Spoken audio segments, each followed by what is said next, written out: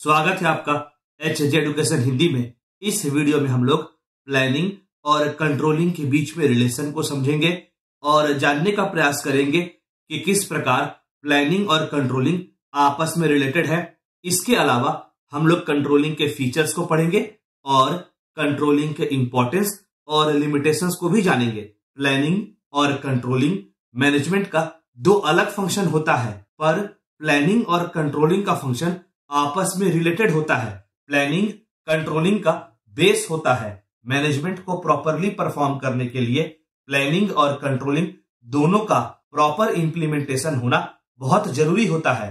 Planning का function यह तय करता है कि काम किस तरह से परफॉर्म किया जाएगा और कंट्रोलिंग का फंक्शन यह इंश्योर करता है कि काम या एक्टिविटीज प्लानिंग के हिसाब से परफॉर्म किया जाए।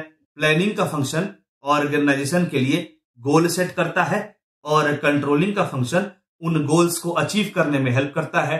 तो यह कहना गलत नहीं होगा कि प्लानिंग और कंट्रोलिंग एक दूसरे का कॉम्प्लीमेंट्री फंक्शन होता है, एक दूसरे का पूरक होता है।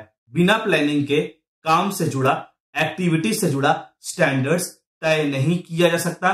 वहीं दूसरी ओर कंट्रोलिंग के बिना स्टैंडर्ड्स को अचीव नहीं किया जा सकता। प्लानिंग के फंक्शन को कंटिन्यूअसली परफॉर्म करना पड़ता है ताकि ऑर्गेनाइजेशन अपने आप को अपडेटेड रख सके। वहीं दूसरी ओर कंट्रोलिंग का फंक्शन को भी कंटिन्यूअसली परफॉर्म करना होता है ताकि यह जाना जा सके कि काम एज पर प्लान परफॉर्म किया जा रहा है कि नहीं। जैसा कि हम लोग जानते हैं कि प्लानिंग के फंक्शन को परफॉर्म करने के लिए इंफॉर्मेशन की आवश्यकता होती है, इंफॉर्मेशन की जरूरत होती है और कंट्रोलिंग के फंक्शन की सहायता से जरूरी इंफॉर्मेशन इकट्ठा किया जा सकता है, जिसका यूज प्लानिंग करते समय किया जाता है। प्लानिंग भविष्य को ध्यान में रखकर, फ्यूचर को ध्यान में रखकर परफॉर्म की जाती है। वहीं दूसरी ओर कंट्रोलिंग का फंक्शन भी फ्यूचर ओरिएंटेड होता है। प्लानिंग का फंक्शन इसलिए परफॉर्म किया जाता है ताकि ऑर्गेनाइजेशन अपने गोल्स को अचीव कर सके। वहीं दूसरी ओर कंट्रोलिंग का फंक्शन भी ऑर्गेनाइजेशन को गोल अचीव करने में हेल्प करता है। तो इससे यह पता चलता है कि प्लानिंग का फंक्शन और कंट्रोलिंग का फंक्शन अलग अलग होते हुए भी आपस में रिलेटेड है। फर्क नहीं पड़ता कि ऑर्गेनाइजेशन किस टाइप का है, सभी प्रकार के ऑर्गेनाइजेशन के लिए कंट्रोलिंग बहुत इंपॉर्टेंट होता है। कंट्रोलिंग के फंक्शन के बिना मैनेजमेंट का इंटायर प्रोसेस इनकम्प्लीट होता है। कंट्रोलिंग का कुछ फीचर्स या कैरेक्टरिस्टिक्स होता है। चलिए उन फीचर्स या कैरेक्टरिस्टिक्स को पढ़ते हैं।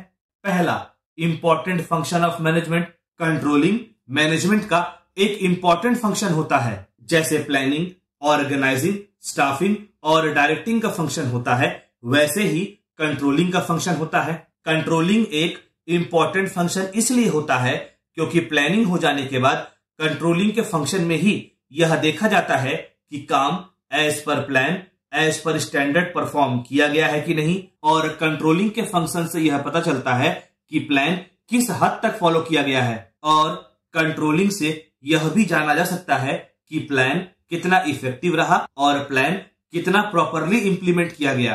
अगला, present and future oriented process. Controlling future oriented process होता है। भविष्य में ऑर्गेनाइजेशन में जो काम परफॉर्म होने वाला है उस पर कंट्रोलिंग अप्लाई होता है, या प्रेजेंट में जो काम ऑर्गेनाइजेशन में परफॉर्म किया जा रहा है उस पर कंट्रोलिंग अप्लाई होता है। लेकिन जो काम पास्ट में परफॉर्म किया जा चुका है उस पर वापस से कंट्रोलिंग अप्लाई नहीं किया जा सकता।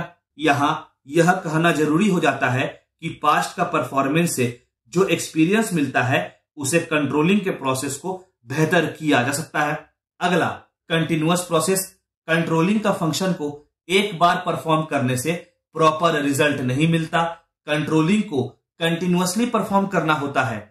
मैनेजर को लगातार देखना पड़ता है कि काम एज पर प्लान या स्टैंडर्ड परफॉर्म किया जा रहा है कि नहीं और लगातार डेविएशंस के बारे में पता लगाना होता है ताकि काम प्रॉपरली परफॉर्म किया जा सके। अगला, flexible and dynamic process. Controlling का फंक्शन फ्लेक्सिबल और डायनामिक होता है। समय के बदलने के साथ साथ कंट्रोलिंग के फंक्शन में भी जरूरी बदलाव देखने को मिलता है ताकि कंट्रोलिंग का फंक्शन को प्रॉपरली इंप्लीमेंट किया जा सके। अगला, सपोर्ट्स प्लानिंग। प्लानिंग का फंक्शन प्रॉपरली इंप्लीमेंट हो सके, इसके लिए कंट्रोलिंग का फंक्शन को प्रॉपरली इंप्लीमेंट करना बहुत जरूरी होता है। कंट्रोलिंग का फंक्शन जब प्रॉपरली परफॉर्म किया जाता है तो ऑर्गेनाइजेशन को प्लानिंग का पूरा लाभ मिलता है। चलिए आगे बढ़ते हैं और कंट्रोलिंग के इंपॉर्टेंस को पढ़ते हैं। पहला इंपॉर्टेंस है इंश्योरिंग प्रॉपर फंक्शनिंग। कंट्रोलिंग में यह इंश्योर किया जाता है कि काम as per plan, as per standard perform किया जाए और परफॉर्मेंस में किसी भी प्रकार का कोई डेविएशन ना हो। तो यह कहा जा सकता है कि कंट्रोलिंग की सहायता से काम को सही तरह से परफॉर्म करना आसान हो जाता है और काम का क्वालिटी को मेंटेन करना भी आसान हो जाता है। जब काम प्रॉपरली परफॉर्म किया जाएगा और काम का क्वालिटी मेंटेन रहेगा तो इससे ऑर्गेनाइजेशन का वैल्यू भी बढ़ता है। अगला, यूटिलाइजेशन ऑफ रिसोर्सेज। जब काम प्लान के हिसाब से परफॉर्म किया जाता है तो ऑर्गेनाइजेशन का रिसोर्सेज का बेहतर तरह से उपयोग हो पाता है और रिसोर्सेज का वेस्टेज भी नहीं होता। अगला, प्रॉपर इंफॉर्मेशन। कंट्रोलिंग के प्रोसेस में इंप्लॉइज को उनके काम के बारे में पहले से बता दिया जाता है, जिसकी वजह से इंप्लॉइज को पता होता है कि उन्हें कौन सा काम परफॉर्म करना है और काम कैसे परफॉर्म करना है। इससे काम एफिशिएंटली चलता रहता है और इंप्लॉइज में काम से जुड़ा क्लैरिटी बना रहता है। अगला, इंक्रीजिंग एफिशिएंसी। जब कंट्रोलिंग के प्रोसेस की वजह से काम इफेक्टिवली परफॉर्म किया जाएगा, रिसोर्सेज का बेहतर तरह से यूटिलाइजेशन होगा और इंप्लॉइज को उनके काम के बारे में पूरी क्लैरिटी रहेगी, तो इससे ऑर्गेनाइजेशन का ओवरऑल एफिशिएंसी बढ़ेगा और ऑर्गेनाइजेशन के खर्चों में भी कमी देखने को मिलेगी। अगला, कोऑर्डिनेशन एंड डिसिप्लिन। कंट्रोलिंग एक दिशा प्रदान करता है कि काम को कैसे परफॉर्म करना है, जिससे ऑर्गेनाइजेशन के गोल्स को अचीव किया जा सके।